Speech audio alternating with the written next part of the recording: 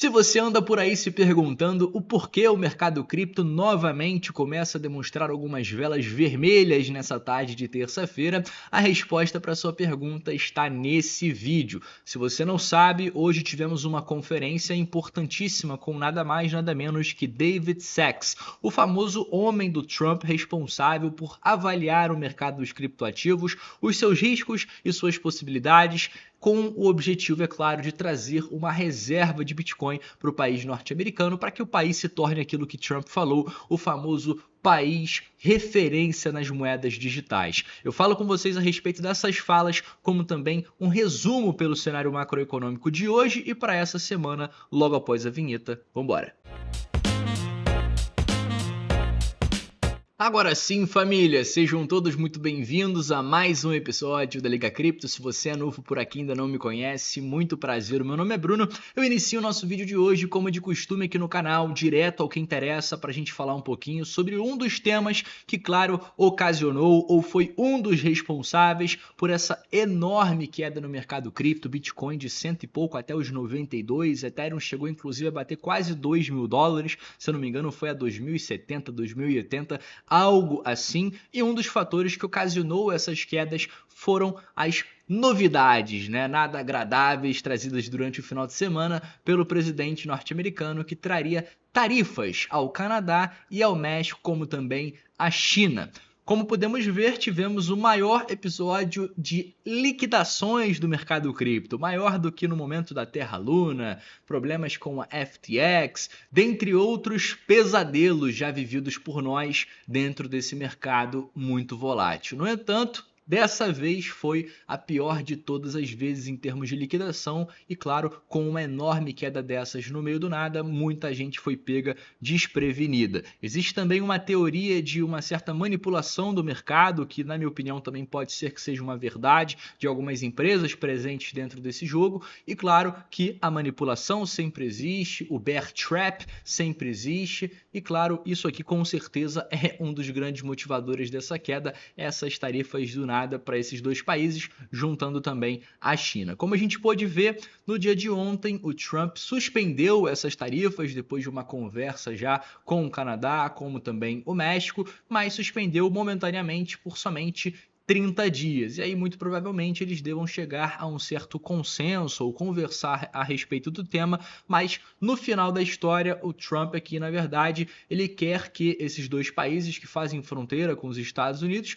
se mostrem mais compromissados em relação à fronteira entre os dois países, justamente buscando barrar, aquelas pessoas que entram de forma ilegal ou até mesmo com tráfico de drogas para o país norte-americano. Então, o objetivo dele em trazer essa tarifa inicialmente é mostrar para eles que de fato eles precisam ser mais consideráveis em relação a essa fronteira e trazer maiores forças com o objetivo de controlar a fronteira dos Estados Unidos com esses dois países. As conversas continuam e muito provavelmente veremos novos capítulos para essa novela nos próximos dias. E em relação à China, pelo que eu fiquei sabendo, ainda não tivemos uma resolução entre os dois países e, na verdade, no dia de hoje tivemos uma retaliação por parte da China. Como já era dito no meu vídeo de domingo que eu trouxe a vocês, eles já haviam revelado, assim que souberam da notícia da nova tarifa, que também trariam retaliações, e a tarifa aqui acontece, a retaliação de fato acontece, onde eles falam aqui que vão adicionar também uma tarifa de 15% em importações de produtos norte-americanos a partir do dia 10 de fevereiro, ou seja, a partir aí daqui mais ou menos 6 dias, menos do que uma semana. Então isso aqui já começa a valer a partir da semana que vem, caso, claro, os dois países não entrem em um consenso e posterguem essa possível taxação ou entendam que de alguma forma eles podem sim se beneficiar de toda essa negociação. Senão, começaremos muito possivelmente uma guerra tarifária entre os dois países e, claro, com outros países podendo inclusive entrar na jogada, aliados de China, aliados de Estados Unidos, visando um prejudicar o outro. Isso não me surpreenderia se acontecesse. Falando com vocês um pouquinho a respeito respeito dessa conferência no dia de hoje, né? No dia de ontem, é claro, eu não gravei um vídeo aqui no canal, mas alertamos aqui por meio da live do Rodrigo, dentre outras formas também do vídeo do Igor, a respeito dessa conferência que ocorreria durante a tarde de hoje, terça-feira, né? Existiam alguns pontos que o mercado cripto, né, todas as pessoas que estão nesse mercado estavam aguardando serem comentados, como por exemplo, avanços consideráveis na possível reserva de Bitcoin, coisas relacionadas à claridade do Ethereum e como funcionaria a questão, né, do staking de ETH nos Estados Unidos e como isso poderia impactar a sua adoção. Já é sabido nos Estados Unidos que o Ethereum não é considerado um famoso security, né, como era considerado a XRP antes do processo com a SEC, então existe algum tipo de entendimento e claridade quanto ao ativo Ethereum. Agora resta saber como funcionam os rendimentos provenientes dessa commodity, podemos dizer assim. Então existia também uma expectativa em relação a esse debate da SEC com a XRP, algumas coisas relacionadas a Litecoin, como também a Cardano, enfim. Mas no fim do dia, o que todos gostariam de saber durante essa conferência é em relação a essa reserva de Bitcoin. Como o próprio Trump já havia deixado algumas pistas ultimamente, até mesmo seu filho, né, e outras pessoas ligadas a ele,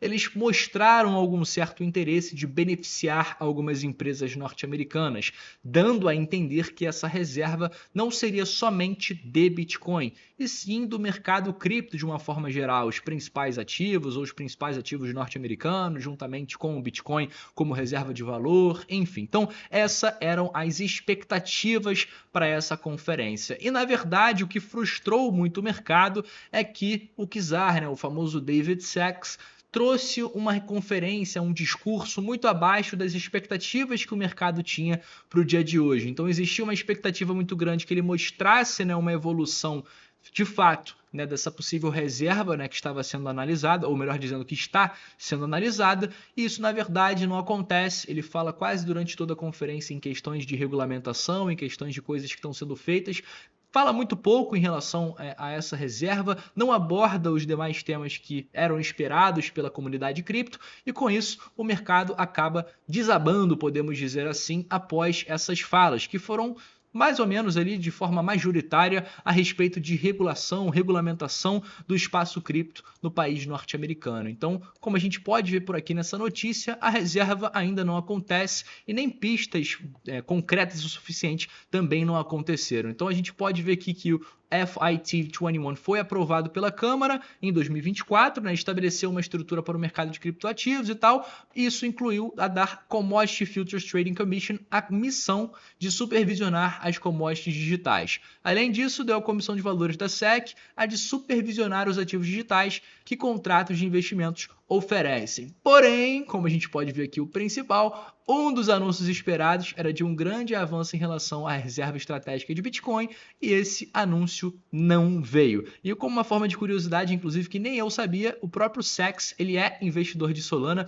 e de outros criptoativos aí bem conhecidos, as famosas altcoins, então provavelmente eu imagino que isso aqui deva ser até mesmo um conflito de interesse por parte dele, já que ele é muito possivelmente investidor dessas próprias moedas que poderão ser incluídas nessa reserva. Então, ninguém mais interessado do que ele para possivelmente aprovar isso, já que todos tendem a ganhar dinheiro, incluindo o próprio David Sacks. E como falávamos, como a missão deles hoje era trazer mais claridade, né, e trazer mais regulamentação para o espaço cripto nos Estados Unidos, de forma geral, deixar as regras do jogo cada vez mais claras, eles trouxeram aqui um novo site que vai prover essa claridade necessária para as leis de cripto nos Estados Unidos, e essa página já está disponível e é o famoso Crypto Task Force. E esse foi praticamente aí o grande anúncio de hoje, é claro, frustrando a grande expectativa de muita gente do mercado, e por isso, com essa frustração, vem também as velas vermelhas que pudemos acompanhar no dia de hoje.